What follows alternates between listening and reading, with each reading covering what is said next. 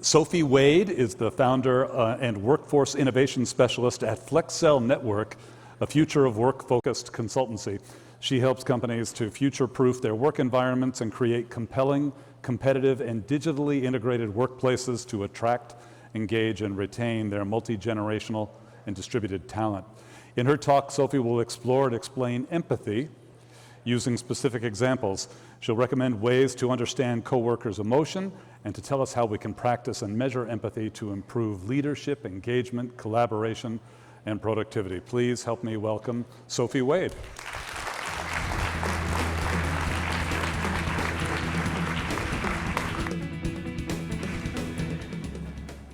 Well, I couldn't really have been set up better by Pavel. Thank you very much. In terms of relationships and connection and trust. In December, I was in New York, and I took my daughter to go ice skating at Bryant Park. And we're going around the ice, and there's lots of music and tons of people, and suddenly there's a commotion on the rink.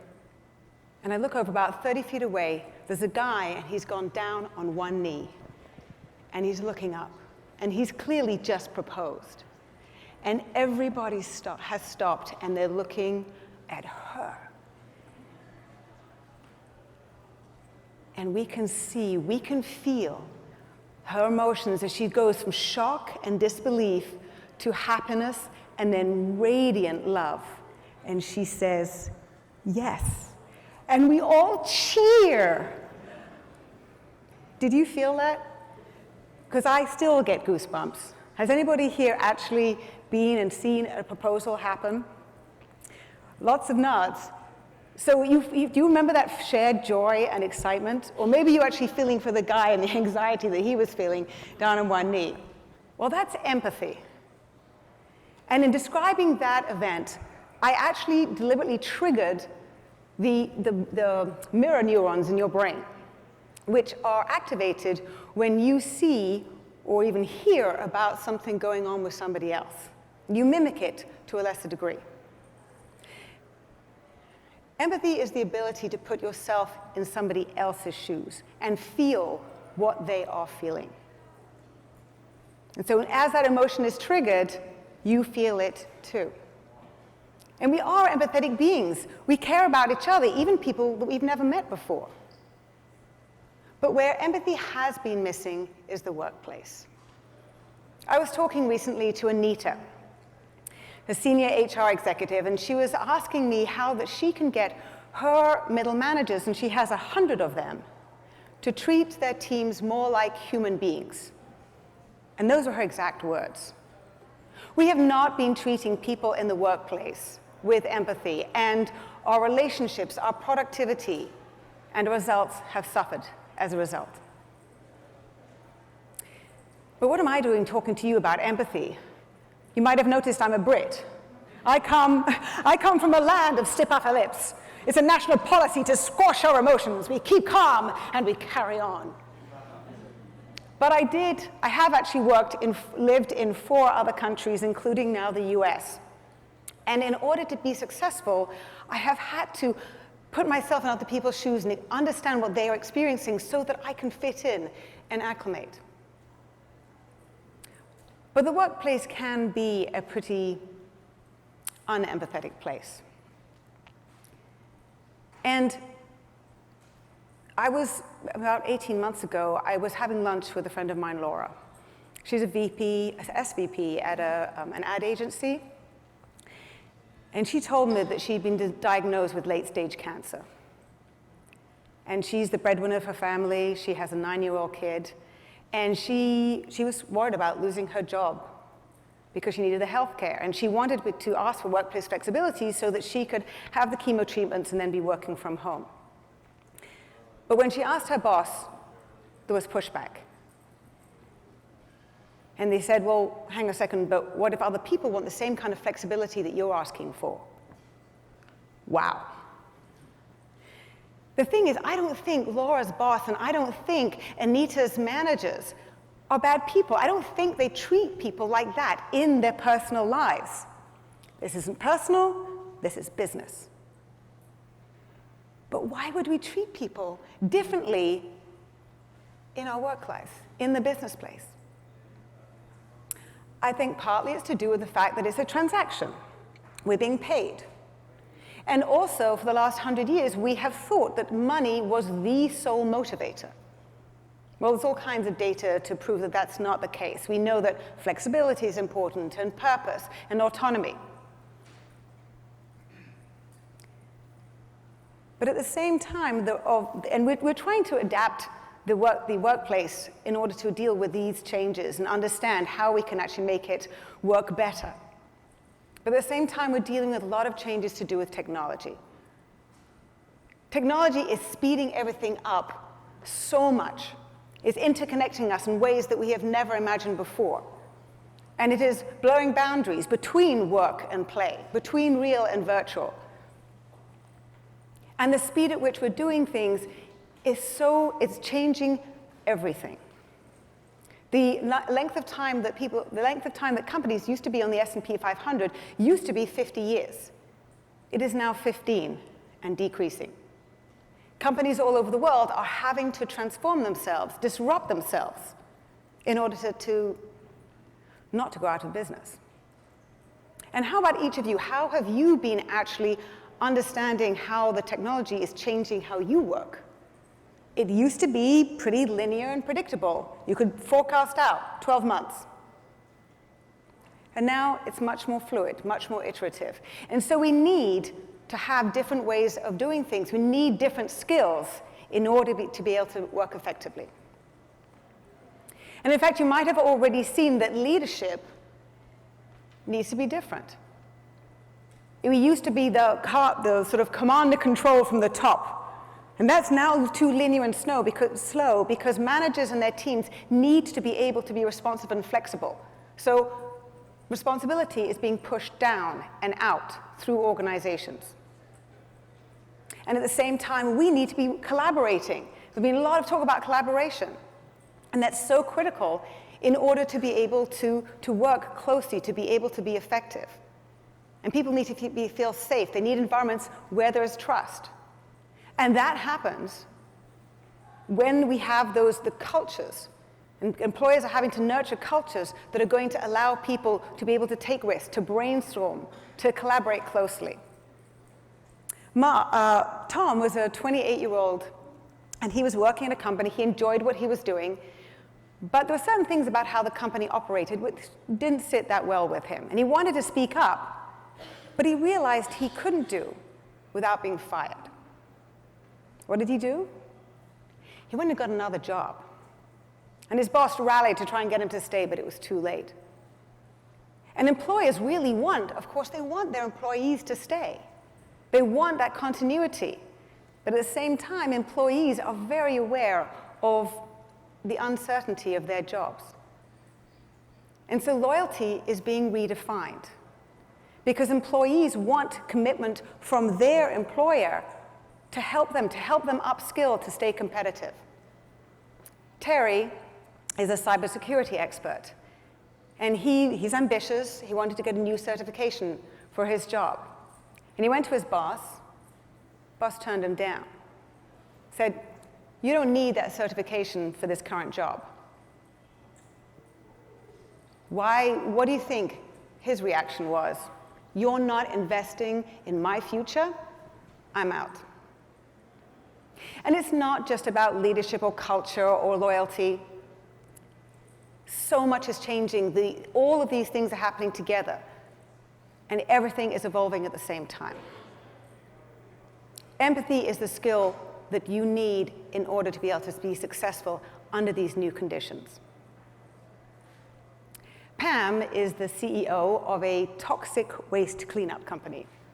And she was having a lot of intergenerational issues. And the productivity was really suffering with a lot of conflict. And she said to me, "We were trying to bend our millennials to our boomer way of doing things, and it wasn't working." So we talked about empathizing with everybody's perspectives, including the millennials. And what she discovered was she started having a sense of the discomfort they were feeling. They weren't feeling valued. They weren't feeling included. She started to sense their frustration because they were the ones on the front line cleaning up the dangerous spills. And they weren't being listened to, and they were talking to the customers, and they had great feedback and ideas, but nobody was listening. And she also understood that they were ambitious. They wanted to grow, and they were interested in having more explicit feedback so that they could develop their potential. So taking an empathetic approach, she appointed one of the emerging leaders onto their leadership committee. And therefore, they could share their ideas and be part of the leadership. She also went from a one-year annual performance review, and as Justin was saying, to these very frequent check-ins, weekly check-ins. And that was very helpful for the millennials, particularly, to coach them and help them navigate these new conditions, and also help them develop their potential. And the results were fantastic. Productivity has increased enormously, and cooperation and communication has too.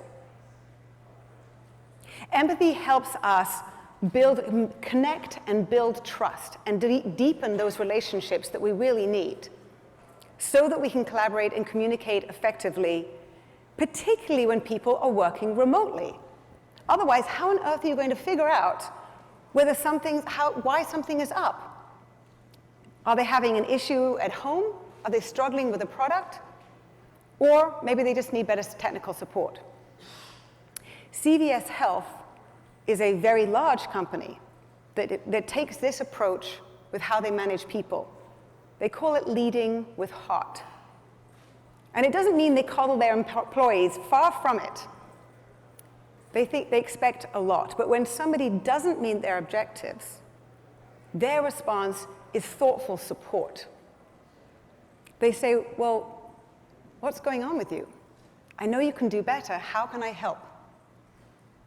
They believe that their emphasis on purpose and empathy brings in an additional $30 billion in revenues. So why is empathy the essential piece of this puzzle? Well, we're going to do a little exercise. I'm going to make you work for this too. Okay, so I want people to get in pairs, please. Tell us somebody sitting next to you. Can we all do that? There's somebody right behind you? Oh. Okay, anybody find just a pair? It's not a huge... Okay. All right, now you have to think of something that you can share with this person you've never met before, potentially. And I want you to think of something difficult that happened over the last 4 to 6 weeks at work. So a difficult customer situation, maybe something was going on with your boss, or had a difficult connection with a colleague, something like that. Okay, so you're going to take it in turns, and the person with the shortest hair is going to speak first. Okay, wait. Okay, so what's going to happen is the first person is going to share, but, and this is a big part, the other person who is listening may not react at all. Nothing. No nodding, no nothing. Just complete stone face. I want no smiling, nothing. Okay, stone-faced, and then we're going to swap. Okay, I'm going to give you 30 seconds. Go. Okay. So how was that? That was hard, right? It's a lot harder than you think. I've actually done that for 7 minutes, and it's so painful. It's incredible. So it's surprisingly tough. I mean, when you're the one who is speaking, it's really hard not to have the other person react. I mean, some people go like, but it's hard not to have someone appear to reject, what you're saying. And when you're listening, it's also hard not to show someone that you get it, that you understand how they felt, that they were going through something, right? We are empathetic beings. Dutch primatologist Frans de Waal said, empathy is our second nature. That's who we are as human beings. And empathy it may be called a soft skill, but it actually makes us stronger. It puts us in a stronger position because we're more aware and understand the other person. And it's actually working against our human nature, the absence of empathy in the workplace, that has caused all kinds of issues. So how does it work? Well, remember those mirror neurons? Well, what happens is they get activated when you, not only when you feel, you yourself feel something, but when you see something going on, an emotion with somebody else, but to a lesser degree, so it doesn't prevent you from doing something. And according to Dr. Helen Rice, who's right here at Harvard Medical School, she sort of says that the way that those reactions motivate and teach us how to act. They teach us to do something about it. So if the emotion that we see and we feel is pain, then we learn from those reactions to both avoid that pain, but also move to help the person who is in pain. And that helping behavior not only makes us feel good, but it also means that it drives us to inspire that behavior in others, because we might be the one who's feeling the pain next time. She says, the way she describes it is that this behavior actually is the basis in all human relationships for collaboration, cooperation, and reciprocity, which ultimately determine the survival of the human species, not just our teams. But we're not used to using it in the workplace, and so we need to understand it a little more in order that we can practice it and use it there. So there are three components, and the first one is cognitive empathy, or thinking empathy, and that is perspective taking. It's understanding that the other person has their own way of seeing and thinking about the world, and also using your own imagination and curiosity to put yourself in their position and understand it. It's like you're going to buy a gift for your mother, and you think about what she would like. The second is affective empathy, or feel. It's that shared emotional response, when you're there in it with them. So you think about, you find this vase that you think your mother would like. Yeah, oh, she's going to love it. I can imagine that, nice. And then empathetic concern is about acting upon that. It's about doing something about it. You buy the vase for your mother. And if somebody is, like a friend of yours is going through a bad time, you take them to the movies. And this pattern we go through all the time in our daily lives, but we don't necessarily use it in the workplace. And empathy, your capacity for empathy can be expanded as well as learning to apply it in the workplace. For example, a number of doctors were taught for just 3 hours. They were given some training on empathy, and then they went out on their rounds to visit patients. And the patients felt more at ease, better cared for, and they felt that the doctors understood their concerns much better. So what can we do in order to expand our capacities for empathy and apply them in the workplace? Well, first of all, we need to recognize how we go through that and then apply it. And then apply it. So in terms of recognizing, if we are thinking about how a colleague may like, hang on a second, I've got to get this the right way around now we've seen Pavel. Call of Duty versus World of Warcraft. I get that right? Or maybe they've got a little kitten and you're a dog lover. Or maybe you're starting a video chat with someone and you're thinking about what perspective do they have? Do they think about the world the same way that I do? And if not, how is that different? It's putting yourself in their shoes so you can try and understand where they're coming from. And then we have to identify the emotion that they're feeling. And when it comes to that, it's not that easy. We can use observation. We can be sort of detectives for that. And this woman, is she frustrated? Is she concerned? Or does she have indigestion? It's not that obvious. So when we think about it and we're on that video call and we're trying to work out, and we're looking at the eyes, maybe there's some body language, and this is why video becomes really important when we're working with remote workers, so we can actually get more information and more clues about what's going on with them. And we also listen to their voice and the intonations and the hesitations, so we can try and understand, and we can ask questions to check. But when we actually recognize, when we feel that emotion, that we feel the excitement of that video game, when we see the joy about getting the kitten, and when we sense the frustration that somebody is feeling in that video call, then when you actually feel that with them, just like when you get carried away with movies, ride with it. Recognize that you're connecting with what they're feeling, which may not be what you would feel in that situation. That doesn't matter. But if you connect consciously with how they're feeling, that's when you're actually expanding your capacity to empathize and practicing it too. And then how do you act? Do you play that video game with them again? Do you buy the kitten a little toy? Do you play with it? And how do you act with that person on the video call when you actually understand how they're feeling? Maybe you sort of, show that you connect with what they're going through. You help them feel safe. You ask more questions. Those are things that you can do at that moment to really make sure that you're in it with them. You're going to understand them more. But there are things that can get in our way, that can stop us, and block us from able to understand where people are and what they're feeling.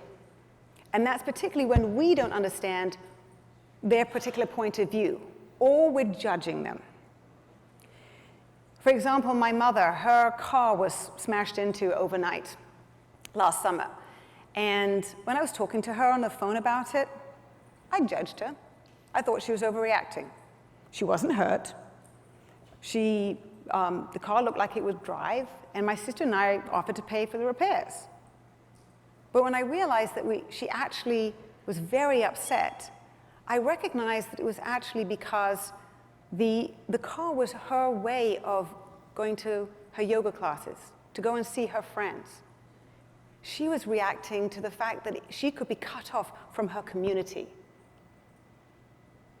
So if we can bring an open mind and recognize that if we step away from our judgments, we'll be able to empathize much better. So you can imagine in all our interactions how that's going to help us do better at work, in everybody that we're dealing with, particularly with people who are working remotely. So how do we apply it? Well, first of all, we need to have that base foundation, which Justin and Pavel were talking about in particular. We need to have those relationships. So when we have, with friends and family, we can guess how they're going to react. We know them. We've got shared experience. We've got common ground. But what about people in the office that we don't necessarily know as well? I was just at the gym, and I saw these two guys. One goes up to the other person, and he's wearing a Basketball Hall of Famer t-shirt. And they're clearly both great fans. And after a short animated conversation, they hug, do a big high five, and off they go. And it was extraordinary because two completely random strangers suddenly had this very strong mutual bond. And I guarantee it, if those two worked on a project now, that bond would help them collaborate better and get over any kind of misunderstandings. So those are the type of bonds that we really need to develop in the office. And you can do that around the water cooler. You can do that. My favorite is, I think somebody mentioned it earlier, happy hour over video chat. Definitely to be recommended. But you can do it anywhere. And you can be connecting on TV shows or mother-in-law stories or whatever it might be. Whatever's going to help you better understand who you're working with, connect with them emotionally so you can recognize their emotion, get it right. And so when we're able to empathize better with people, how do we actually apply it in the workplace? When we're starting meetings, to think about, what do I know about this person? How do they view the world? What common ground do we share that we can connect on? And then it comes to trying to understand their emotional state. And this is where we're going to have another short exercise. Okay? So we're only going to have time for 2 of these, but I want you to guess what kind of emotion. Come up with one word, just keep it yourself, but one word in terms of what emotion we think that this woman is feeling. Were you right? How about this one? Very good, yes. The point is that you need to try and understand what people are going through and check in. And that may change. You might even say, let's do the video, this video meeting another time because they might be distracted. But ask questions, listen deeply. Affirm that somebody actually heard you and you understood what they meant. That kind of deeper connection, that kind of deeper listening is really going to help. And then last of all, what do you do? How do you act differently as a result? And it's not just in video chat, it's also in email and in texts. These are clumsy media. And so really making sure that you're reacting in a way that's going to take into account what you know about the person and what emotion you think that they're feeling. And empathy, it's needed more than ever these days because we have fewer opportunities to connect on a deeper basis right now in the office. So actually making a conscious effort to adopt empathy is going to be of great benefit. Working with empathy is not hard. Working without empathy is. It comes to us naturally. And working in unempathetic environments does not. So it's up to us to embrace empathy and practice it every day in the office. It's up to us to connect, to listen, to share. And it's up to us to think, feel, and act with empathy. Thank you.